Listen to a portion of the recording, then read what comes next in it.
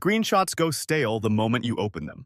Let's do this properly. A PDF, summary on page 1. I'm inside Anomaly, connected to analytics for a CRM product. One question, 8 metrics. It pulls the data and lays out every chart. Here it is. KPIs on top. Sessions, users, signups, activation. Sessions and active users over the month. Sign-up funnel. Sign up. Trial. Activate. Upgrade. Daily activation rate.